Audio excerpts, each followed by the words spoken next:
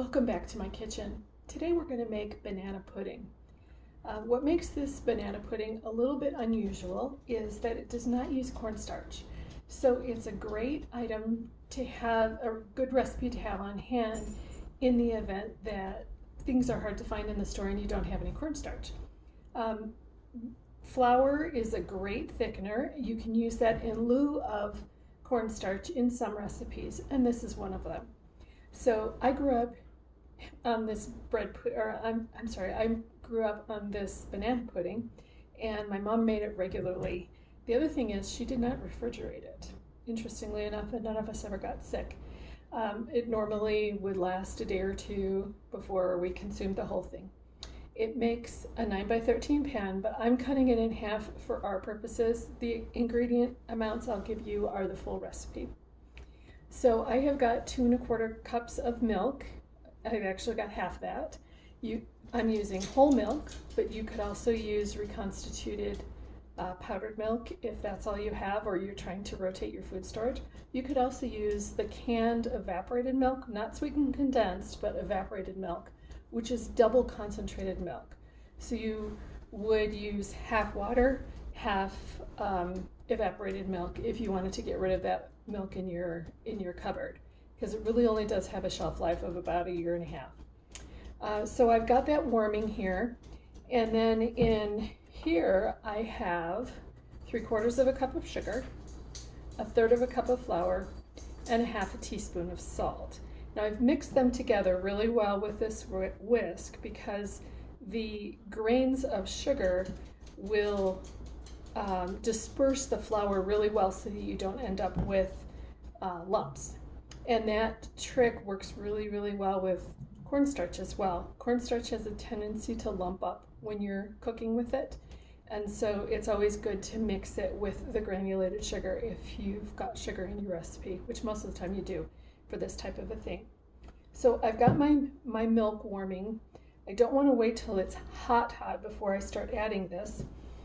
So at this point I am going to start incorporating my sugar and flour mixture, and I'm just going to whisk it really well and get that incorporated.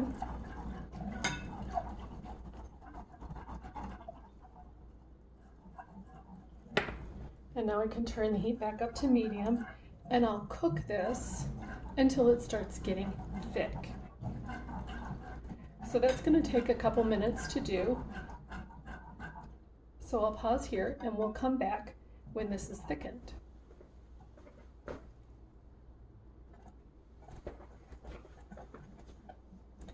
Okay, our milk and flour mixture is now thickened and it's bubbling, and I just turned it down to medium-low.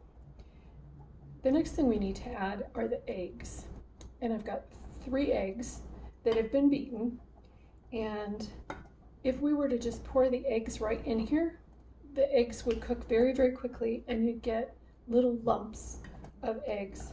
And this is the reason why I'm videoing this instead of just giving you the recipe, because anytime you're adding just plain eggs, not mixed with milk or anything else, to a hot mixture, you need to do it this way in order to make sure that you don't cook the eggs that quickly. So you take your eggs and you take a small amount of the hot liquid, and while you're stirring the eggs, you pour a little bit of the hot liquid in, and you just bring your eggs up to temperature slowly this way. And I am right-handed, so this is easier for me this way. So we'll pour a little bit in at a time. Let me make sure you can see this, until you have about 1/3 of the liquid in. And as you get more in and it brings it up to temperature, you can add a little bit more at a time. So we have roughly about 1/3 of this liquid, or of the milk mixture, in there. So the measuring cup is a little bit warm now, and that'll be our last addition. So now we can pour this into the pudding mixture and give it a stir, and we won't get lumps of eggs. So now I will cook and stir this on medium to medium-low heat for about a minute to finish cooking those eggs.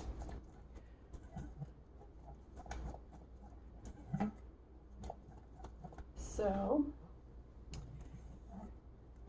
once this is done, then we'll remove it from the heat and we'll add the butter, and that's 2 tablespoons of butter and a teaspoon of vanilla. We don't want to add the butter and the vanilla too early. Vanilla is very volatile, especially if you're using real vanilla, which I am. This is not really the recipe to use artificial vanilla unless that's all you have, because artificial vanilla has basically one flavor profile, whereas real vanilla has a myriad of different notes, different flavor notes. And this kind of a pudding is really going to let that vanilla shine. So, but if we add it while we're cooking it, we'll cook off a lot of those volatile compounds and we won't taste that wonderful vanilla. So we're about done here. And we'll remove this from the burner. We'll add our vanilla, and then we'll add our butter, which is 2 tablespoons of butter. Now, because I've cut this in half, I'm only using half. If you did not have any butter or margarine, you could get away with it. Butter is just going to make it more luxurious, a little, it'll help it to not become gelatinized like it would be normally with cornstarch or flour. So we will just mix that until our butter is melted. And then our pudding is done. Now the beauty of this recipe is you do not have to refrigerate this or even let it cool until you assemble it, which is nice. So we will come back in just a moment and start working on the assembly.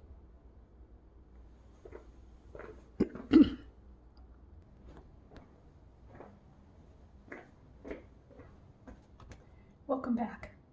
Now we'll assemble our pudding, and I've got 1 sleeve of graham crackers. It might take about 1.5 if you're making a full 9x13 pan. Since I've got this pan that is slightly smaller than half of a 9x13 pan, I will be using a little less than half. I've got this now lined with graham crackers, and it was, if I pushed them all over, I could not quite fit another half row. Don't overlap them if you can't quite fit them. It's better to have some gaps in the graham crackers than to have them kind of offset. So I've got 1 layer of graham crackers, and I'm going to take 1 of my bananas. Now my bananas are kind of small, so for this size I'm going to use 2 bananas, but if I were doing a 9x13 and I had regular kind of largish size bananas, then I would probably use 3 large bananas. If you did not have enough bananas, just slice them a little bit thinner so that you still get banana in every bite, but they would just be thinner, and that's totally fine. In fact, if you don't have bananas, you could use blueberries. Frozen blueberries would be great. Strawberries might work as well. Blackberries would work quite well, and even raspberries, though they're quite fragile. And so it obviously wouldn't be banana pudding if you're doing that, but you could use those just fine. You can use whatever fruit you have on hand that goes well with vanilla pudding. Now also, you don't have to use graham crackers, though that's traditional. You could instead use Nilla wafers, or even any kind of sandwich cookie.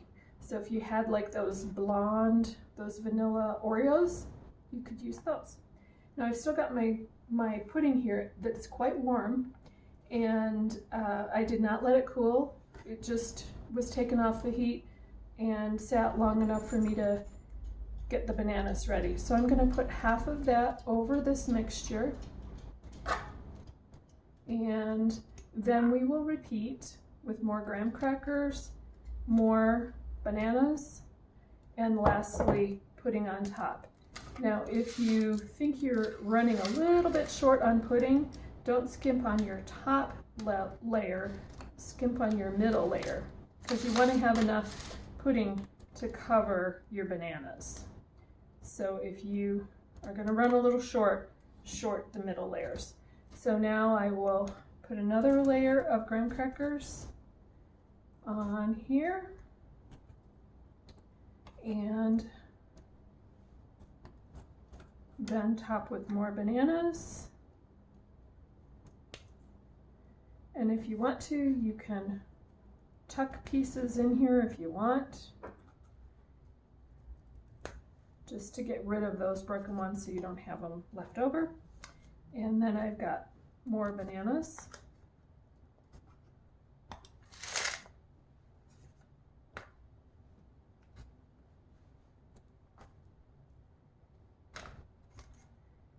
And then we will top this. Now, I wouldn't put it in the fridge quite yet. I would let it cool a little bit before I put that in my cold fridge. And if you cover it, which is recommended, put the saran wrap directly on the top of the pudding. It will prevent it from getting a skin. And you don't want that skin because it gets rather rubbery, and it will continue to get rubberier over time as it sits and dehydrates, so to speak, on the top. So we will get all of that in here, spread that out, and like I said, make sure all your bananas are covered because they will otherwise oxidize and turn dark. Now, if you want to, right before serving, you could put some crushed graham crackers on top, or crushed Nilla wafers, whatever you've got, and it will add a nice little garnish. And as I mentioned earlier, my mom never refrigerated this. Now, we never died of food poisoning, so I have to believe that that's okay. And I asked her why she didn't refrigerate it, and she said that it would make it separate. So, and nobody likes watery pudding. So here you have banana pudding. Enjoy.